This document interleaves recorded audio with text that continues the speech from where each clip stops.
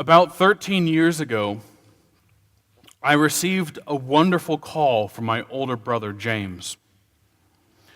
And James is prone to being excited, which is lovely in his own way. But I could tell that this excitement was something more. He asked if I could take some emergency vacation from my church and to drop things and come visit. For his first child, my niece Catherine, was going to be born very, very soon. And he needed some help. Of course, I made a lot of phone calls, moved things around on my schedules, made my apologies to the church, and a day later drove off to my brother's house 2 states over. And it was a very good thing I did head over. For as many of us know, when a child comes due, first they do it on their own schedule. There should be signs of things to come. But also when a child comes due, almost everything else falls by the wayside, and rightly so. As it turns out, one of the things that fell by the wayside was Thanksgiving dinner, for my niece was born on the 3rd week of November. And normally this wouldn't be so bad. If it was just my brother and his wife and myself, we could have done Chinese or something. Except for my brother and his wife agreed to host Thanksgiving that year for some friends. A promise that was, of course, forgotten until after the baby was born.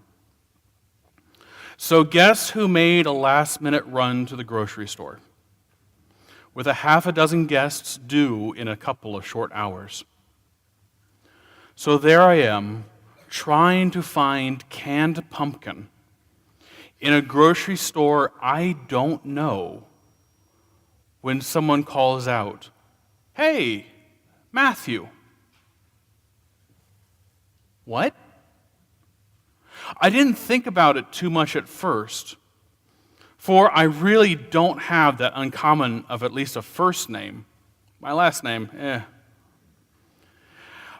But finally, a young man about my age came up to me and said my name again. And I looked at him and looked at him, and I couldn't for the life of me figure out who this person was. He must have saw the confused look on my face, for he quickly said, "It's me, John, from Guilford." And all of a sudden it dawned on me, it was John. You see, John was a friend, removed for about 4 years from our undergraduate education. He was a fellow philosophy major. He even lived 2 doors down from me in my dorm. We were good friends and ate together frequently and ran in the same circles. He was in town visiting some friends of his own. And after we caught up and exchanged emails again, and we parted, I thought to myself, why didn't I recognize this individual that I had spent so much time with? He had been a close friend for 3 years. How did I not see John? And then I realized that somewhere I never believed I'd see John in Ohio. Somewhere my mind refused to recognize him, because in my mind, he belonged in the past. He belonged in a classroom or a dorm in North Carolina, not in that day, not in that store, and certainly not in Ohio. Have you ever had a time like that? A time where you just couldn't believe what your senses are telling you. Seen a friend out of time. Or you fail to recognize a place. You ever driven by the house you were born in and didn't quite recognize it? All because you believe that it's not quite possible. I think we all have. We have all felt time march forward, and we have all gotten other things in our minds. If that's not bad enough, have we ever felt this way about God? Like perhaps we were not able to see God because God was not coming in the form we expected. It did not take the shape or the style or the tone that we think he should. Were we ever in our lives not able to see God because we were so full of other things? And we walked right on by.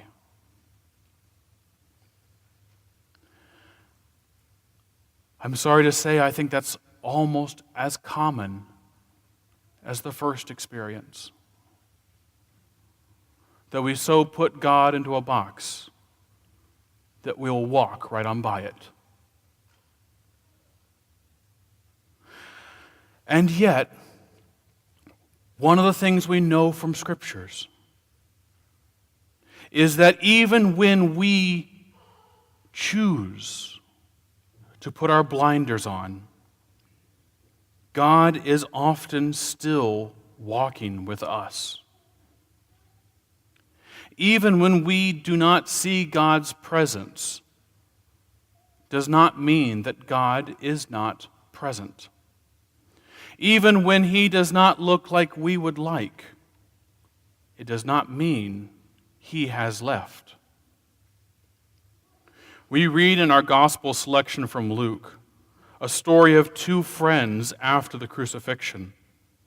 And they are walking forward, ever forward, trying to get out of Jerusalem because what they expected hadn't happened.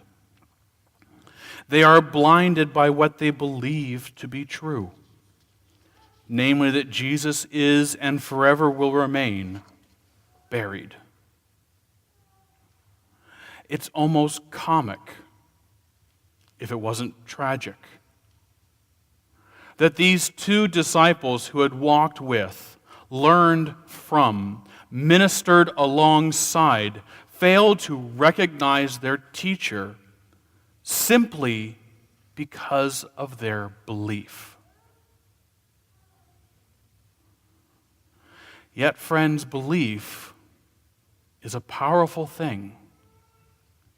If you believe something, you will see it that way. The old adage is as seen as believing just isn't true. Believing is seen is much more so.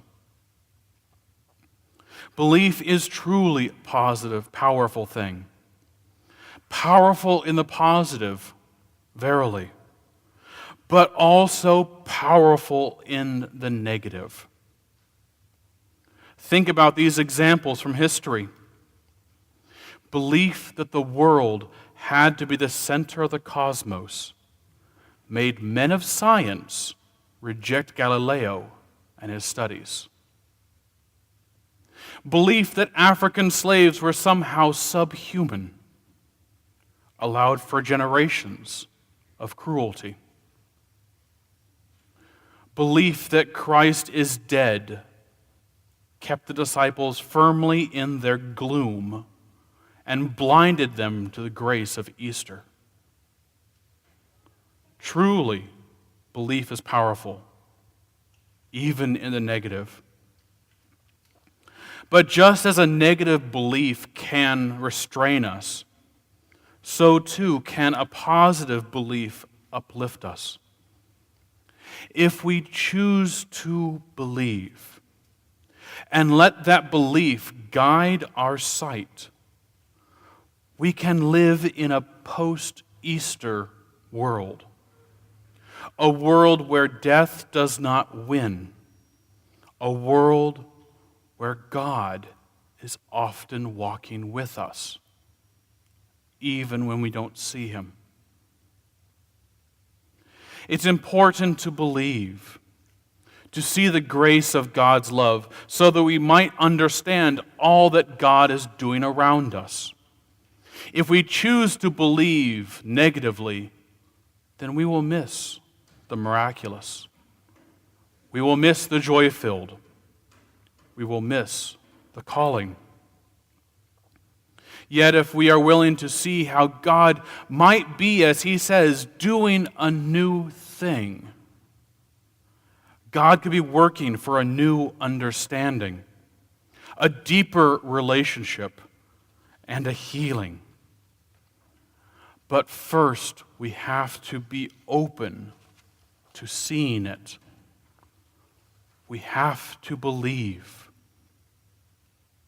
Just as tragic as the disciples on the road to Emmaus, not seeing Christ, is when Christians fail to see the work of God because we become blind, because what we believe the world is telling us is true. That is the end road that we turn down, and we choose not to see where God is leading. That is the place from which there is no life and there is no hope. Yet when we understand as a matter of belief, it brings the rest of existence into focus. When we believe that God is working, we can be open to where he leads and his new direction. Friends, this is the good news that God walks with us in the risen Christ and the Holy Spirit. We have to now be willing to believe so we can see what God is doing.